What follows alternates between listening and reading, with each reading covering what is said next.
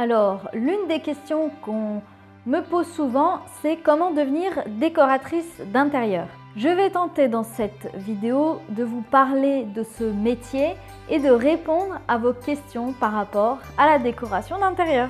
Alors, est-ce que devenir décoratrice, c'est facile? C'est ce qu'on va voir dans cette vidéo. Et pour répondre à ces questions, je vais me baser sur ma propre expérience parce que je ne connais pas toutes les écoles de décoration, je ne connais pas tous les cursus. Et pour moi, d'ailleurs, devenir décoratrice d'intérieur, c'est tout à fait possible, tout le monde peut le faire, à partir du moment où vous avez vraiment envie, que c'est vraiment votre passion. Enfin, on va voir les différents éléments dans cette vidéo. Numéro 1, c'est combien d'années d'études? Alors moi j'ai fait un bac STI art appliqué, ensuite j'ai fait un BTS design d'espace, ensuite j'ai fait un diplôme supérieur d'architecture intérieure et enfin j'ai fait une licence d'architecture. Donc en tout j'ai fait 5 ans d'études, sachant qu'à la fin quand même j'en avais marre. Mais c'est vrai que quand j'étais en bac, j'ai eu la chance que mes parents en fait ils m'ont trouvé un bac où on fait du dessin, on a des cours d'histoire de l'art et tout ça. Et moi, j'ai toujours dessiné, ça m'a toujours passionnée. Donc, je suis partie dans ces études-là. Et c'est vrai que depuis toute petite, je dessine des plans, je monte des villes en papier. Enfin voilà, c'est quelque chose qui m'a toujours plu. Donc, l'architecture d'intérieur, c'est vraiment ça qui m'attirait. Et j'ai orienté et j'ai eu la chance que mes parents m'offrent des études pour réaliser le métier vraiment que je voulais faire. Donc voilà pour les études. Les indispensables d'une décoratrice. Alors, je suis à mon compte, ça fait plus de 6 ans. Je suis au réel, c'est-à-dire que je ne suis pas en auto-entreprise. Je me suis mis directement au réel et je suis en statut d'entrepreneur individuel, d'entreprise individuelle. Donc je suis en nom dans mon entreprise. Si vous voulez déposer ce statut, enfin voilà, renseignez-vous par rapport à vraiment ce que vous voulez faire. Je pense qu'en démarrant avec une micro-entreprise, ça peut très bien fonctionner. Enfin voilà, renseignez-vous par rapport au statut. Je ne vous invite pas du tout à faire comme moi. Il y a tout un tas de solutions. Il faut vraiment que ce soit adapté à vous, à ce que vous avez besoin, à ce qui correspond le mieux pour vous. Donc par rapport aux indispensables pour être décoratrice. Alors déjà, je parlerai sans parler de diplôme, c'est d'avoir une certaine psychologie avec les gens. Vous vous rendez compte que si vous rentrez chez les gens et que vous leur rentrez dedans et que vous leur dites « Ah mais c'est vraiment moche chez vous », déjà les gens vont plus vous appeler. Et en fait, il faut vraiment être à l'écoute, être tout en douceur.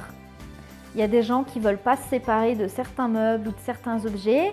C'est à nous, en tant que décorateurs, de l'intégrer dans leur décoration, de ne pas complètement tout effacer leurs souvenirs, etc. Enfin, moi, c'est ma façon de travailler. Je pense qu'il y a une certaine psychologie à avoir et une certaine douceur. Et une écoute, ça c'est sûr. Je dirais qu'il faut être quand même polyvalent. Donc là, dans le métier, vous voyez les projets, les choses, c'est sympa, c'est sympa.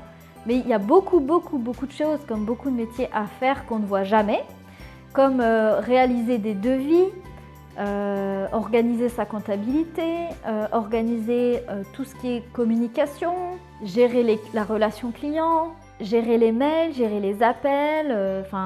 Il y a énormément de choses à penser.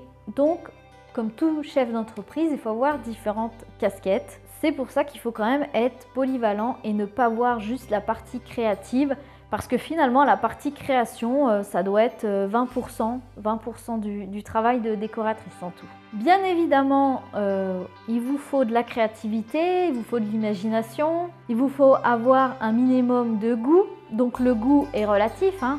Il y a des gens qui vont aimer plus ou moins tel ou tel style. Je dirais qu'il faut avoir un sens des couleurs, de l'harmonie, avoir une vision de l'espace. Vous n'êtes pas obligé de savoir dessiner, c'est un plus de savoir dessiner, d'autant plus que les clients aiment beaucoup l'aspect croquis, ça c'est vrai. Mais c'est vrai que maintenant avec les logiciels de 3D, les logiciels pour réaliser de la déco, c'est hyper efficace, donc vous n'êtes pas obligé de savoir dessiner, parce que ça c'est vrai qu'on me pose souvent la question. Et enfin concrètement au niveau physique de ce que vous avez besoin en tant que décoratrice, un ordinateur, une connexion internet, un véhicule pour vous déplacer, un mètre laser, c'est quand même plus pratique, un mètre ruban aussi, votre téléphone, sachant que votre téléphone peut faire les photos de chantier, bien évidemment les clients, vous pouvez les joindre, vous pouvez joindre les fournisseurs, etc. Et puis après, vous avez besoin d'ordinaire, nuancier de peinture, un crayon, un cahier, et c'est parti quoi. Et enfin, je terminerai par la question qui m'est beaucoup posée, c'est qu'est-ce que je conseillerais comme école ? Donc je sais pas, franchement je connais pas du tout les écoles en ligne, les écoles privées, les écoles... Moi je vous ai parlé en début de cette vidéo de mon cursus scolaire. Je pense qu'en fait, oui, se former c'est bien, mais ce qui est important, c'est ce que vous faites sur le terrain. On va parler d'expérience, mais c'est pas trop l'expérience. Disons que c'est, si vous avez chez vous, déjà mettez en valeur chez vous, postez des photos, et pourquoi pas après relooker la maison d'une amie. Enfin voilà, c'est des choses assez simples pour commencer à mettre le pied dans le métier. N'hésitez pas à vous renseigner, comment se passe un chantier, comment, il y a beaucoup de livres sur la décoration. Vous pouvez vous renseigner, les vidéos YouTube aussi, s'inspirer de gens, de modèles, de gens qui font de la déco. Enfin voilà, il y a beaucoup de choses à voir pour devenir décorateur. Si vous avez d'autres questions, n'hésitez pas à me les mettre en commentaire, j'y répondrai avec plaisir. J'espère que cette vidéo vous aura orienté. Je vous souhaite une très bonne déco et à bientôt dans une nouvelle vidéo déco. Merci d'avoir regardé cette vidéo. Abonnez-vous pour ne pas louper le prochain épisode. Vous pouvez également regarder une autre vidéo. À très bientôt!